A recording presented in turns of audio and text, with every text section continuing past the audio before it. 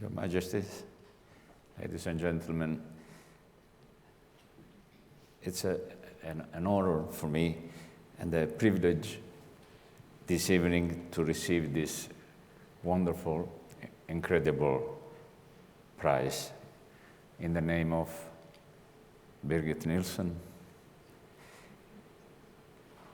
and in this country that has given so much to the world of music and especially to the world of operatic music.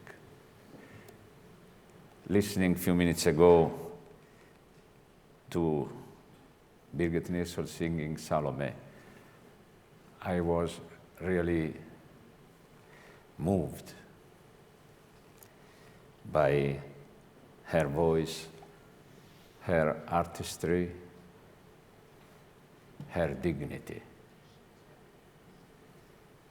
Birgit Nilsson is the only artist that pushed me as Neapolitan to travel from Florence, where I was music director, very young music director, and to travel to Rome.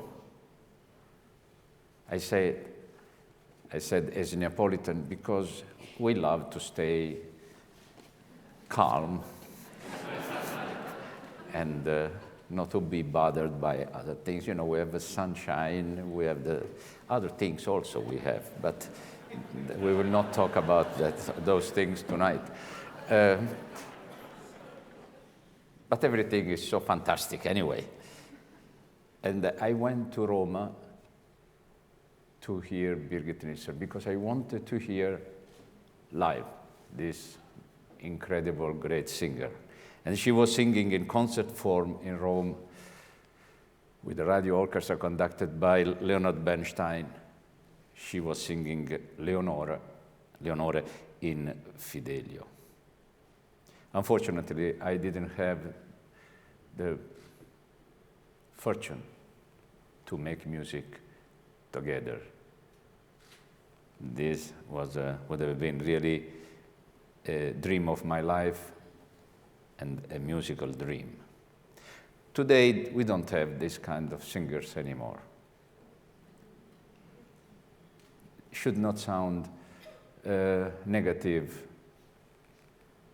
this remark, but not because there are no good singers or excellent singers, but because Birgit Nilsson was an exceptional singer that dedicated her life to go deeply in the role of the personage that she interpreted. She took time to go inside the score, inside the music. And she did with authority and, as I said before, dignity. That is something that we are losing today because the world goes too fast, because the singers sing sometimes or many times wrong roles, because they have no time to dedicate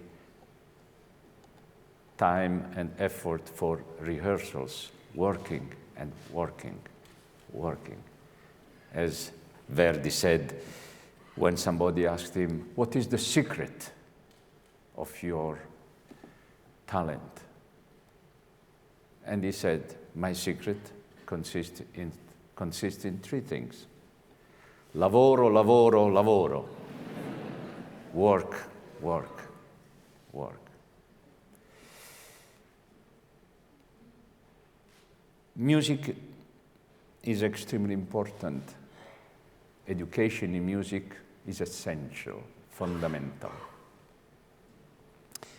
Why? Not because we have to make miserable life of our children with a small flute in the mouth and playing every morning, and that's because we teach music. We don't teach, we teach poison in that way. And we alienate people from music.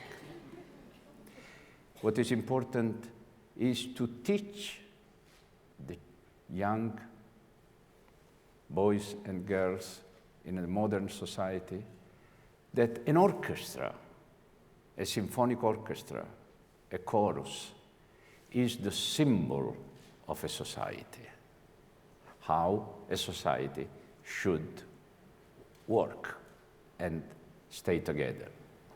Because we have seen now with the Royal Orchestra, Royal Opera Orchestra, and I want to thank them, and also the soprano and the chorus that will sing later, and the Maestro Noseda, my colleague, for what they are doing tonight for this occasion. But as I was saying, in an orchestra you see the violins, the viole, violoncelli, contrabbassi, flauti, flutes, oboe, clarinet, trombe, trombone, fagotte, eccetera, eccetera, percussion. And in a score, they are all together written there in the page of a score. Everyone has a different line. And all the lines should, because sometimes they don't go together, and play together, and every player knows that his freedom must exist, but should not stop or damage the freedom of the other player. But all the players together, in their freedom and expressing their feelings, they all must work in one direction, that is harmony. When children learned to stay together and to have this concept of the good and harmony that must be equal for everybody, then they learn how to stay together in a society.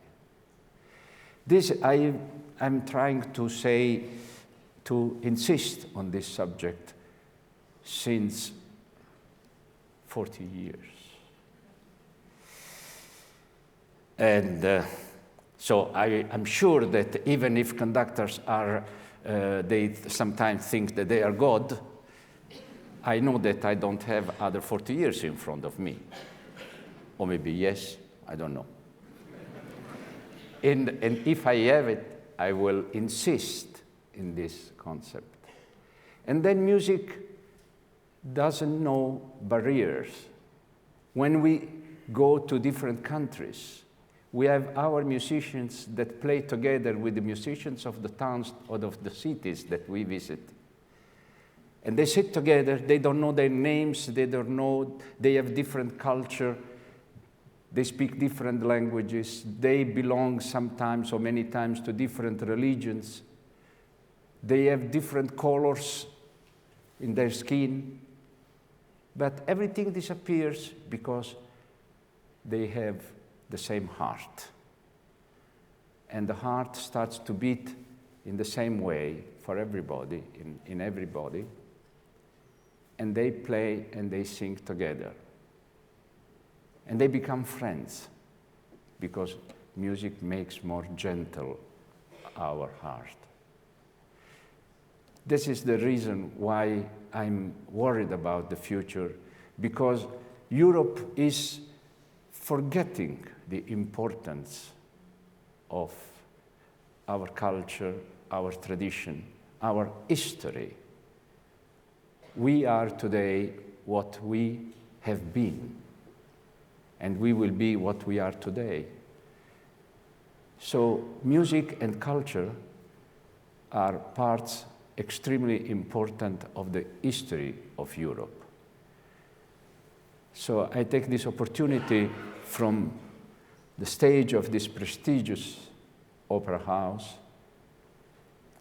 in front of the kings, in front of all the authorities, to send a message that certainly was a message that Birgit Nilsson sent in all the years of her musical life. Let's help the new generations towards good future, and one of the weapons is music and culture.